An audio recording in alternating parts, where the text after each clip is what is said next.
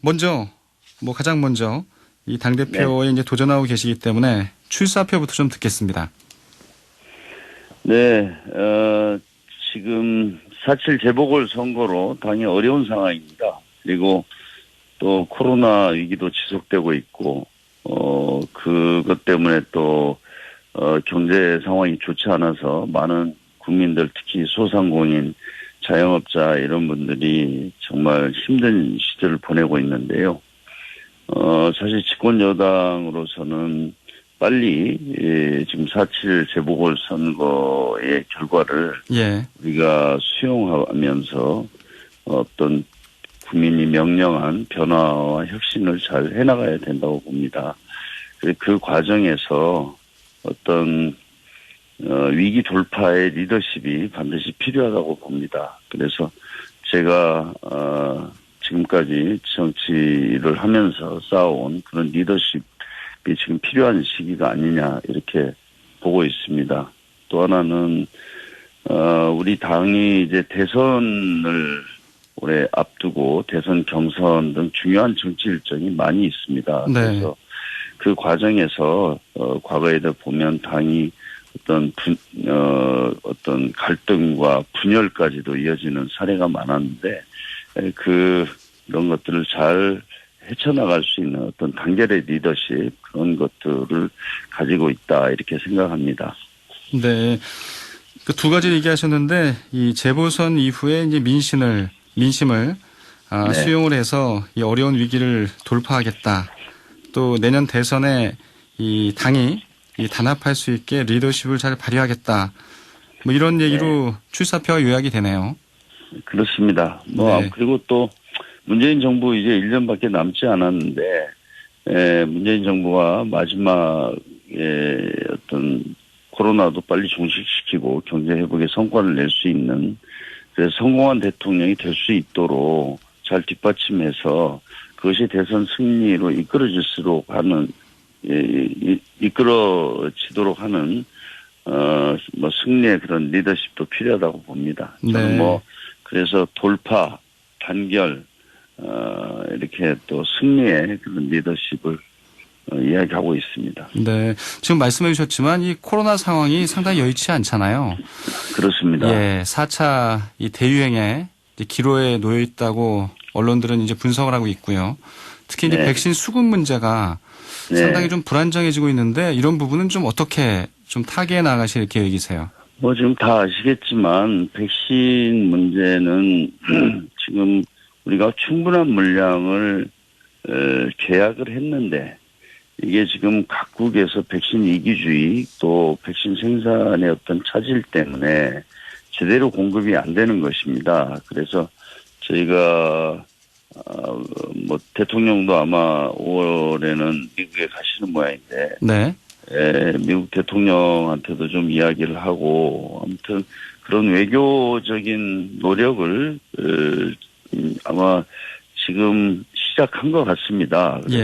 이미 많은 노력을 해왔고요. 그래서 좀 더 기존에 저희에게 공급하기로 했던 물량을 차질 없이 공급받는 것 이게 지금 과제입니다. 저희가 그거는 지금 우리나라만이 아니라 지금 전 세계 특히 선진국가 내 굉장히 치열한 그런 공급 확보를 위한 노력들이 이루어지고 있지 않습니까?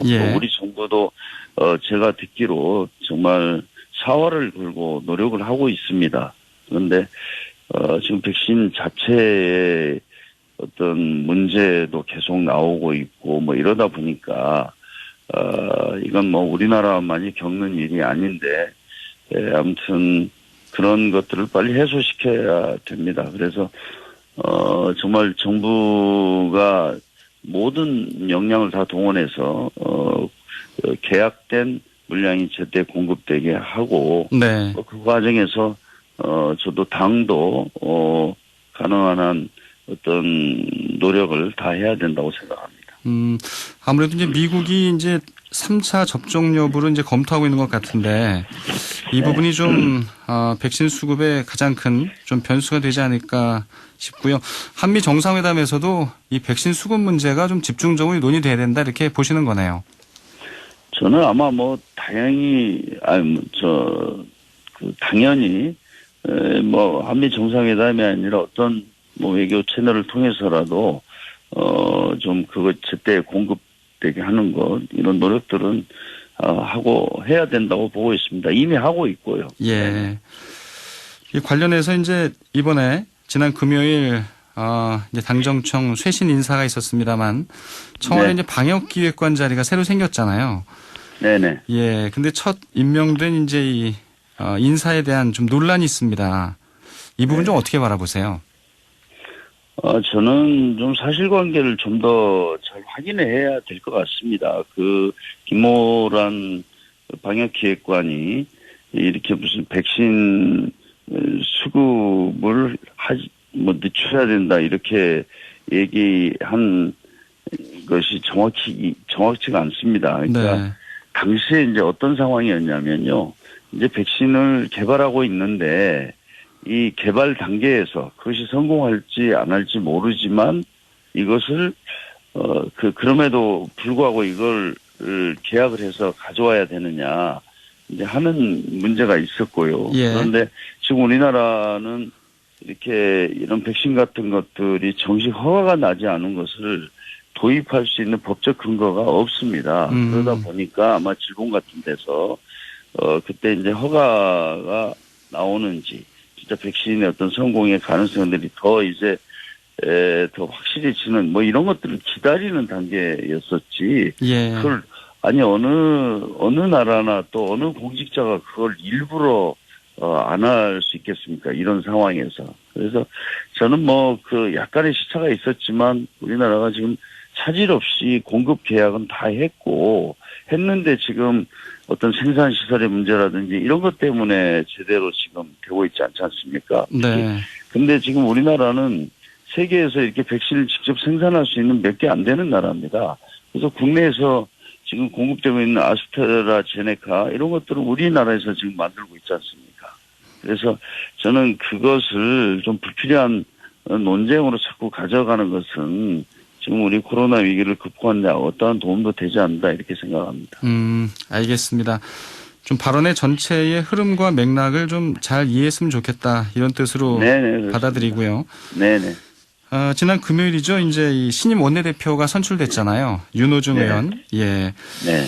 아무래도 이제 뭐 친문 인사로 이제 분류가 되고 있기 때문에 오히려 이 원내대표와 당대표가 이제 모두 친문이 돼서는 좀 곤란하지 않느냐 이런 지적도 있어서요. 이제 의원님이 아무래도 좀 친문 인사로 분류가 돼서 여쭤봅니다. 예. 저는 우선 이 친문의 기준이 뭡니까? 뭐 어떤 것이 기준인지 모르겠어요. 예. 그래서 아무한테나 좀 갖다 붙이는 거 아닌가 이렇게 생각이 되고요. 네. 아무튼 뭐 유능한 민주당을 만들겠다 이것에 대해서 우리 의원들은 책임 있게 변화와 혁신을 이끌어 달라 이런 뜻이 모은 거라고 생각합니다. 네. 그래서 지금 윤호중 원내대표는 원래 이제 소통을 잘 합니다. 그래서 우리 당내에 그간에 부족했던 소통을 강화하고 또 당정청 간의 어떤 논의도 더 긴밀하게 해 나가면서 혁신의 과제도 풀어주고 또 위기 상황도 극복해 나가는 그런 노력을 할 것으로 저는 기대합니다. 네. 최근에 여론조사에 보면 아무래도 이제 이 대통령 지지율이 이제 많이 떨어졌잖아요. 과거보다는. 네. 네. 당 지지율보다 좀 낮은 조사 결과도 있고요. 어떠세요? 당대표가 되면 이 문재인 대통령 국정 운영에 어떤 도움을 줄 수 있다고 생각하세요? 저는 이제 정권 말기로 갈수록 아무튼 이렇게 지지율도 떨어지고 여러 가지 좀 상황이 일하기에는 힘들어지지 않습니까? 예. 그래서 이럴 때일수록 당이 좀 더 주도적인 역할을 해야 된다고 봅니다. 또 과거에도 보면은 미래 권력과 현재 권력이 이렇게 갈등도 일으키고 충돌하는 것도 많은데 그런 것 없이 어떻게 하면 당정청이 이렇게 논의를 긴밀하게 하면서 코로나나 또 경제 위기를 극복할 건가 이런 성과를 좀 내야 됩니다. 그런 네. 데서는 아무래도 당이 주도적인 역할을 해야 된다. 저는 그렇게 생각합니다. 당이 주도적인 역할을 하게 되면 이 대통령의 이제 이 지지율도 오를 수 있다 이렇게 보시는 거네요. 저는 뭐 당의 지지율과 또 대통령의 지지율은 거의 같은 거라고 생각을 합니다. 네. 과거에 뭐 차별화하고 이런 것들이 다 오히려 당도 실패하고 대통령도 실패하는 그런 원인이 됐었지 않습니까? 그렇기 때문에 저희들은 아무튼 좀 당이 주도적인 역할을 해서 대통령도 레임덕 없이 위기 극복할 수 있도록 뒷받침해주고 또 대선 또 승리할 수 있도록 하는 역할이 당이 해야 된다 이렇게 보고 있습니다. 네. 이제 변화와 혁신을 이제 지속적으로 추진해 나가겠다고 얘기를 하셨기 때문에 이 검찰 개혁과 관련해서 문재인 대통령도 과거에 이제 중수청에 대한 당내 논의가 있을 때 속도 조절론을 얘기하시기도 했고요. 네. 좀 검찰 개혁의 이런 추진, 속도 이 부분에 대해서는 어떻게 생각하세요? 저는 이제 우리가 개혁을 지속적으로 해나가야 된다 그런 입장입니다. 그러나 국민의 힘을 바탕으로 이루어져야 된다고 봅니다. 국민과 함께 해야 된다고 봅니다. 그래서 어떤 국민과 함께하는 개혁, 민심을 토대로 한 개혁 이런 것들을 우리가 고민하면서 개혁 과제들을 추진해야 된다 이렇게 생각하고 있습니다. 네. 그러니까 아무래도 좀 이 4.7 재보선 이후에 좀 여러 가지가 이제 좀 바뀌어 나간다는 이런 느낌이 좀 드네요. 당의 이런 움직임이요. 특히 검찰에 대해선. 저는 뭐 우리가 개혁 과제로서 제시한 것들 특히 검찰 개혁도 좀 더 국민과 소통하고 국민들이 신뢰할 수 있는 그런 개혁이 이루어져야 될 것 아닙니까? 예. 그래서 제가 아까 말씀드린 대로 국민의 힘을 바탕으로 한 개혁이 돼야 된다. 그런 말씀을 드렸는데 그것을 원칙으로 좀 지켜나가려고 합니다. 사실 이제 내년 당대표가 되시면 이제 내년 대선 가장 중요한 선거가 있잖아요. 네, 그렇습니다. 대선 후보 간의 이 단결 이런 걸 이제 강조하셨는데 이재명 경기지사 또 이낙연 전 대표 또 정세균 전 총리 뭐 경선이 상당히 좀 치열할 것으로 이렇게 예상이 되잖아요. 단합을 좀 이렇게 그렇습니다. 유지해 나갈 수 있는 비책 이런 걸 좀 생각하신 게 있을까요? 뭐 대선 있는 해에는 하여튼 공정한 경선 관리 예를 들어서 뭐 대선의 룰을 갑자기 바꾼다든가 이렇게 해서 후보 간에 갈등이 생기거나 대립이 생기는 이런 문제를 회피하는 게 가장 중요하다고 보고요. 예. 또 하나는 대선 경선 과정이 우리가 지금 부딪히고 있는 지속 가능한 대한민국을 위해서 꼭 해결해야 할 뭐 일자리 문제라든지 양극화 문제 또 뭐 지방의 균형 발전 한반도 평화 이런 문제들을 놓고 후보 간의 치열한 경쟁을 하는 것으로 이끄는 것이 굉장히 중요하다고 봅니다. 네.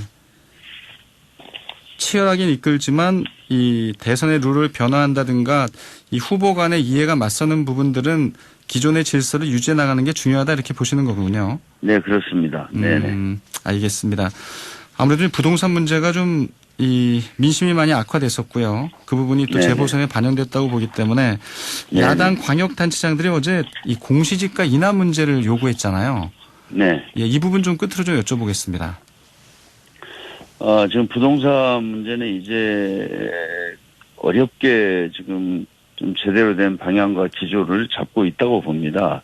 그러나 일부 지금 그 생애 처음 구입하는 주택에 대한 대출 규제 같은 거 이런 것들은 좀 현실에 맞게 인정해야 되고요. 그거는 뭐 국민들한테 저희가 그때 잘못 판단했다고 솔직히 말씀드리고 이렇게 해야 된다고 봅니다. 그 외에 지금 말씀하신 공시지가 문제라든가 몇 가지가 지금 제기되고 있지 않습니까? 그거는 저희가 그냥 이렇게 이제 급하게 하지 말고 좀 국민들과 소통하고 여야 간에도 이야기를 해서 정말 부동산 시장을 안정시키는데 도움이 된다 그러면 그것을 저는 합의해서 고칠 수 있다 이렇게 보고 있습니다.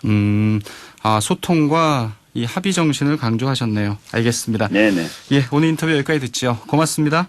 네, 감사합니다. 더불어민주당 홍영표 의원이었습니다.